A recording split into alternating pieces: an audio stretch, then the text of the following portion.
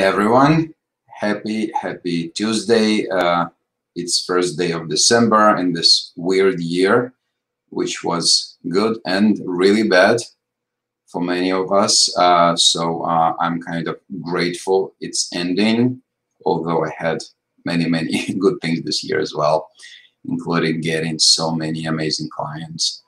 What I wanted to talk about today is density. We have different types of densities, I wanted to talk about what's the difference and why I do not suggest calorically dense foods and why I suggest not very dense foods. So first, let's talk about what is ketogenic diet is and low carb diet in general, right? Ketogenic diet is perceived on the interwebs as something that is don't eat any carb, eat all fat. And this is how most people find it. This is what you find when you Google it without going into real research. This is what you will find in multiple groups on the internet. And really, whatever you find there is this, right? Cut all the sugars, cut all the carb, and now overload on all the fat you can find because fat is good for you. Some approaches say that you should eat healthy fats only. Some approaches will say it doesn't matter, just eat all fat. And I see this all the time where people complain, oh, I'm on ketogenic diet for a month and now I'm not losing weight anymore. And someone will say, well, just eat more fat. Or someone will say, well, I'm not feeling so well, or I'm feeling hungry, and someone else will say, eat more fat. And someone will say, well, my LDL cholesterol is skyrocketing, and another person will say, that's because you don't eat enough fat. So essentially, this is kind of stupid idea of whatever you do, just eat more fat. And of course, there's no any reason for that and any logic in that, because what are we really doing on the ketogenic diet? Our goal is to learn the body, to teach the body how to burn our own fat. Now, what's the point in eating tons of fat, drinking fat even, which is completely unreal, in order to burn your own fat? It doesn't make any sense, right? If you want to use the gas you have in the tank, you're not adding extra gas. You're burning the gas that you already have. So, and here comes that approach where people overload on fat without knowing, right?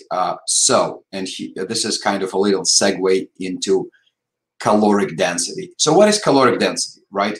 Caloric density is how many calories comparing to the size of the food you have in that specific food.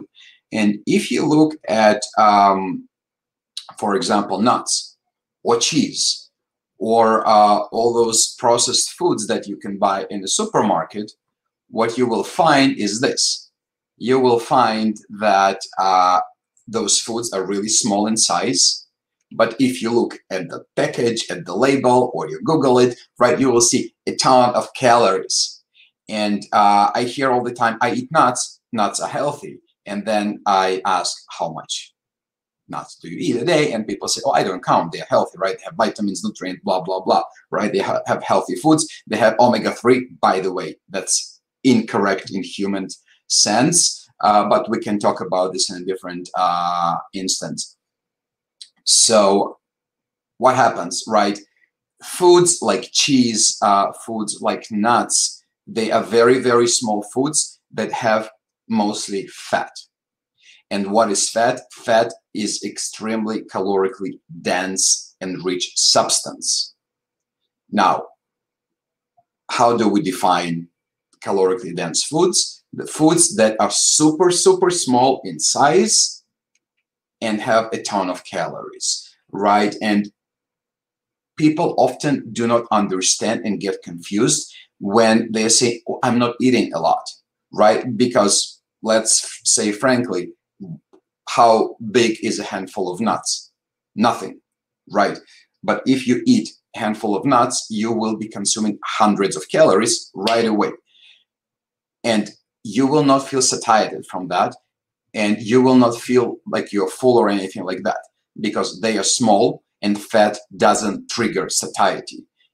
If you're eating pure fat, you will not be satiated until you're physically full, and that will be thousands and thousands of calories consumed. And this is why it's so dangerous.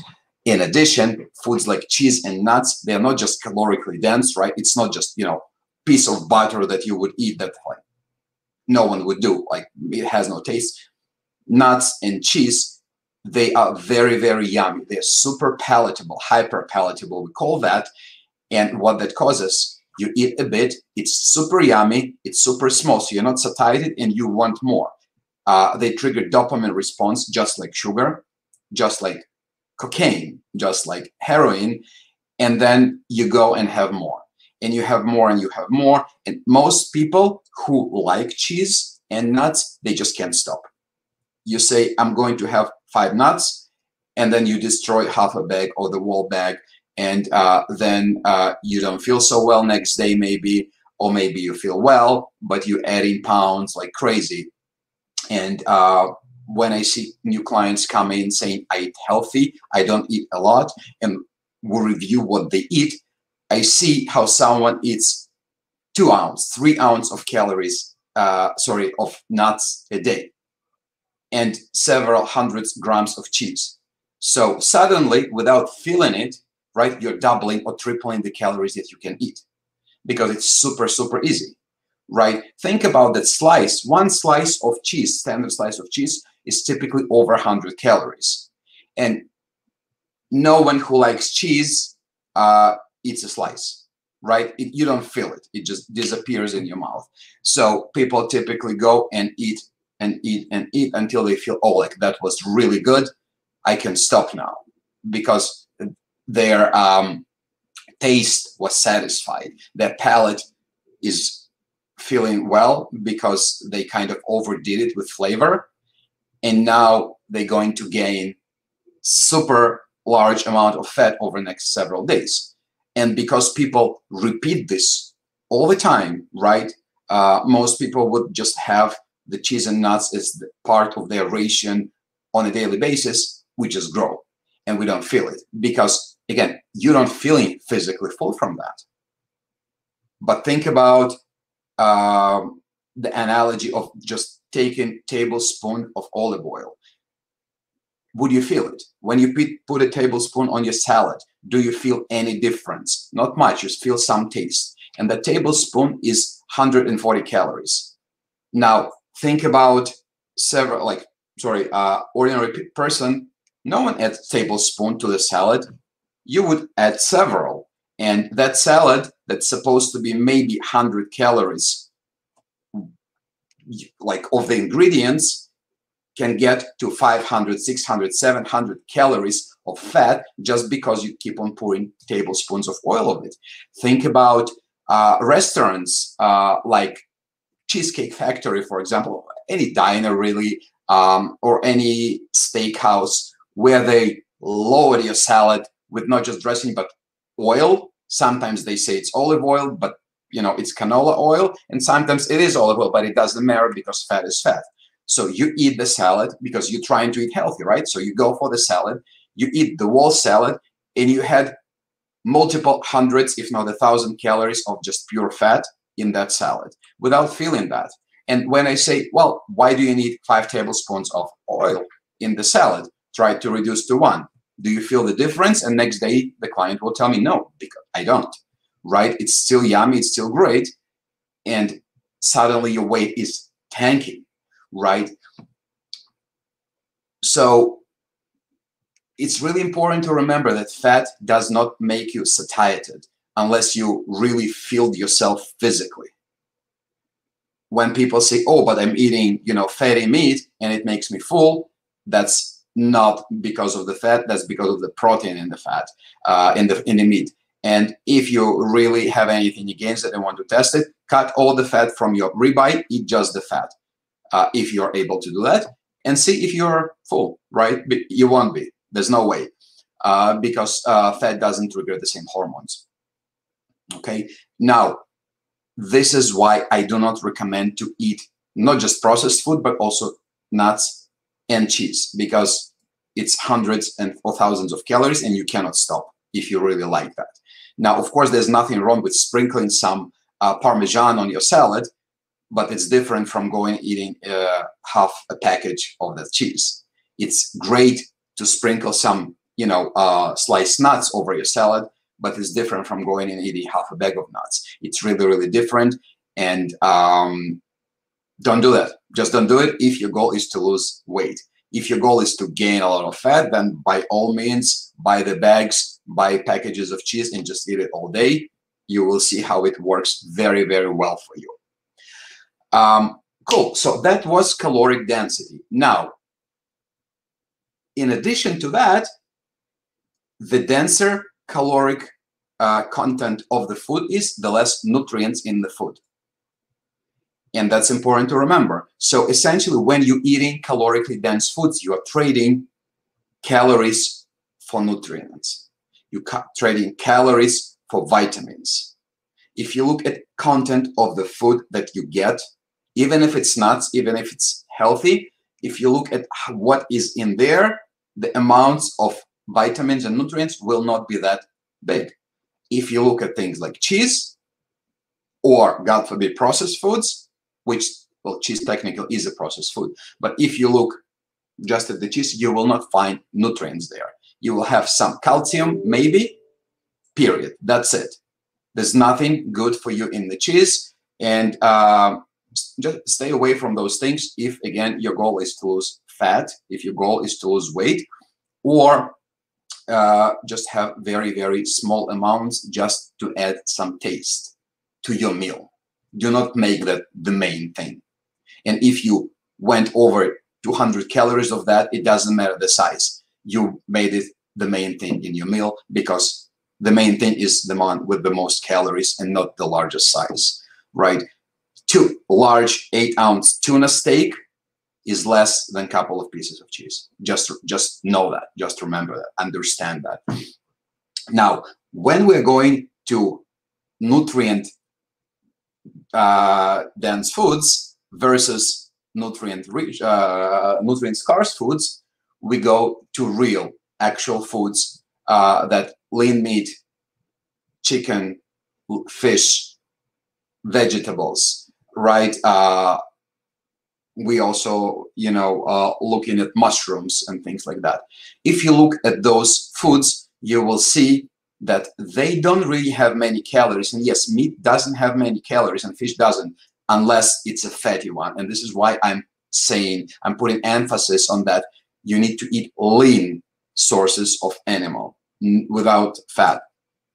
And you will see how the caloric count is very, very low. And when we talk about green vegetables, right, you don't see anything in there. You can eat kilograms of lettuce without getting real amount of calories, like anything significant. And the amount of nutrients in vegetables and meat, fish is huge.